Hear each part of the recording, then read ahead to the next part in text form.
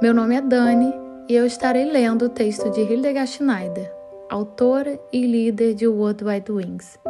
E aí vem o episódio da minha série com o tema O Colete Sacerdotal da Noiva e sua associação da tribo. A maior vocação de um crente é pertencer à noiva de Yeshua. Yeshua escolhe uma noiva igual a ele. Um casamento baseado na Torá consiste em 2 etapas. O primeiro passo é chamado de Kiddushin, o segundo, Nisuin. O ato de casamento ou noivado é chamado de Kiddushin, santificação. Pois tenho verdadeiro ciúme de vós, e esse zelo vem de Elohim, pois vos consagrei em casamento a um único esposo, que é Yeshua, a fim de vos apresentar a ele como virgem pura. 2 Coríntios 11:2. É nesta fase de noivado com Yeshua que nos encontramos agora. A relação é elevada a um nível superior de santidade através do Ruach HaKodesh, e a noiva está equipada com tudo o que é necessário para alcançar a segunda fase do casamento. Yeshua é nosso sumo sacerdote, Kohen Gadol em hebraico, que foi prefigurado por Arão. Arão usava um colete, Roshen em hebraico, uma das 8 vestes sacerdotais. Foi colocado com 12 pedras preciosas, cada uma associada a uma das 12 tribos de Israel. Como Yeshua é o nosso sumo sacerdote e as vestes sacerdotais são um padrão da glória que está por vir, isto significa que também devemos usar estas vestes. A glória e a nossa beleza deve ser forjada através do Ruach HaKodesh para o serviço de Yahvé.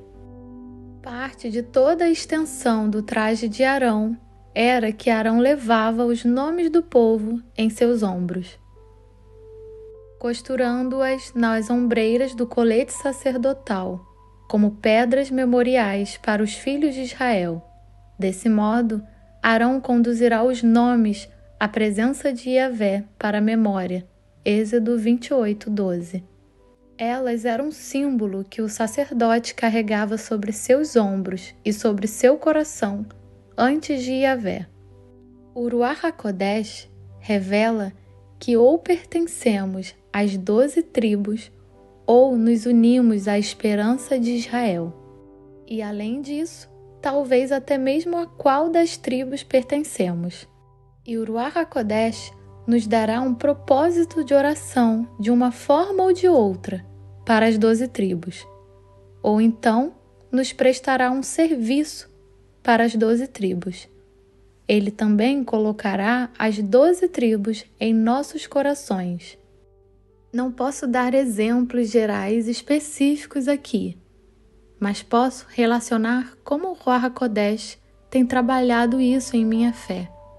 Para fazer isso, gostaria de dividir as 12 tribos, que a divisão do reino implicou em 10 tribos, e as 2 tribos de Judá e Benjamim, que são nomeadas em 1 Reis 12, 20 e 23, como as 2 tribos do Reino do Sul. Sabemos por Rebeca que ela tinha uma tarefa especial para as 12 tribos perdidas. Rebeca deu água aos 10 camelos de Eliezer, uma imagem das tribos perdidas que, após acordarem no exílio em uma terra estrangeira, tinham e têm uma sede enorme por toda a palavra de Elohim. Então, o Ruach HaKodesh me levou ao ministério para ensinar sobre as raízes hebraicas como pioneira aqui na Alemanha, em uma época em que não havia outros ministérios ensinando isto, exceto talvez as congregações messiânicas. Este ministério nasceu através de um sofrimento pessoal, através do diagnóstico do meu 5º filho durante a minha gestação. Anos mais tarde, Yeshua também colocou no meu coração a tribo de Judá, que inclui a tribo de Benjamim. Em uma viagem particular a Israel, organizada por irmãos americanos, nos foi dito no início da viagem para escrevermos um diário. Quando eu disse a mim mesmo que não faria isso, o Ruach HaKodesh imediatamente me disse que eu deveria sim escrever no diário como todos os outros irmãos. E ele me deu um tema: noiva e noivo. E assim aconteceu que eu pude escrever algo sobre noivos em meu diário todos os dias. Durante a viagem de ônibus para Jerusalém, o Espírito de Yahvé se emocionou dentro e através de mim, e eu ouvi Yeshua me perguntar: quem cuidará da minha noiva de Judá? Esta pergunta mudou tudo em mim. Após retornar à Alemanha, organizei a conferência O Evangelho Primeiro aos Judeus, que mexeu com muitas pessoas. O prefeito da minha cidade me escreveu em uma carta que era uma vergonha para sua cidade que tal conferência fosse feita aqui. As igrejas regionais, protestantes e católicas, me pediram para cancelar a conferência. Os pastores locais da Igreja Evangélica Livre não me apoiaram e mais tarde eu soube que muitos pastores tinham proibido seus rebanhos de ir a esta conferência. No entanto, algo foi restaurado no espaço espiritual, ou seja, a questão de alcançar os judeus com o Evangelho. Depois disso, Yeshua me levou a iniciar uma rede de oração chamada Apadrinhamento de Oração para as Sinagogas. O objetivo era orar somente pela salvação dos judeus.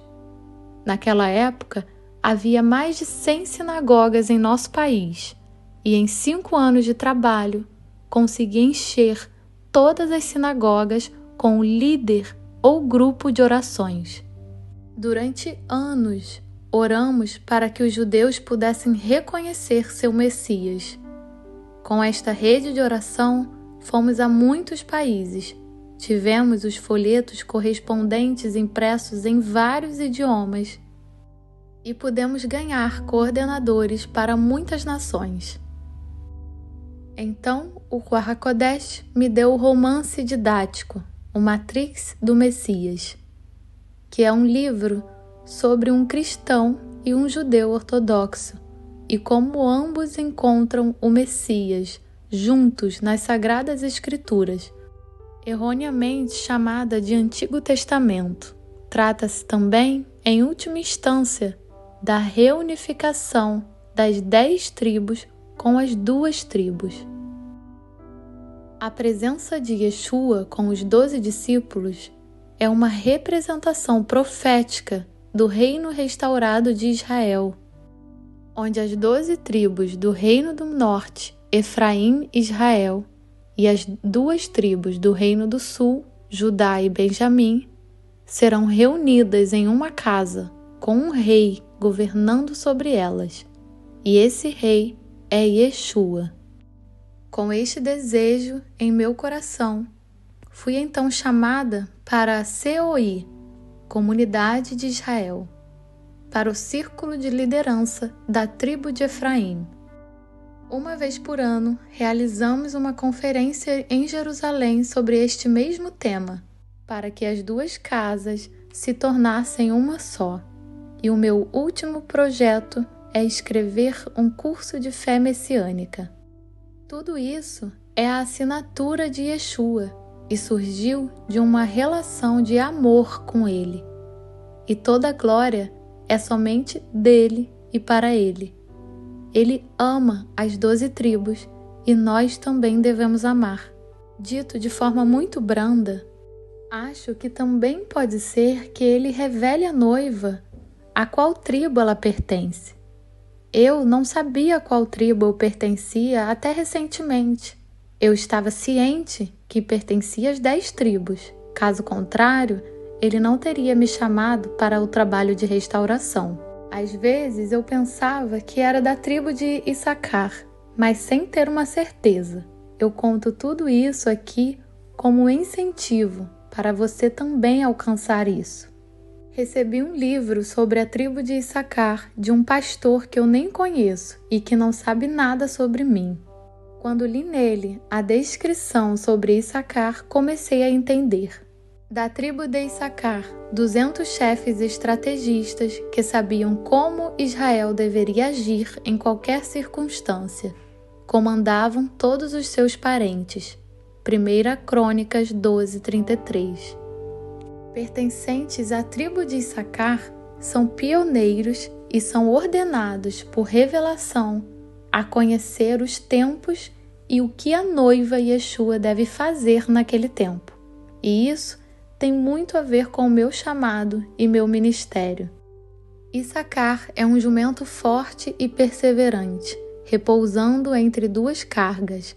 Quando compreender como é bom o seu lugar de descanso e como é agradável sua própria terra, ele se inclinará a fim de que lhe seja colocada a carga sobre as costas. Gênesis 49, 14, 15.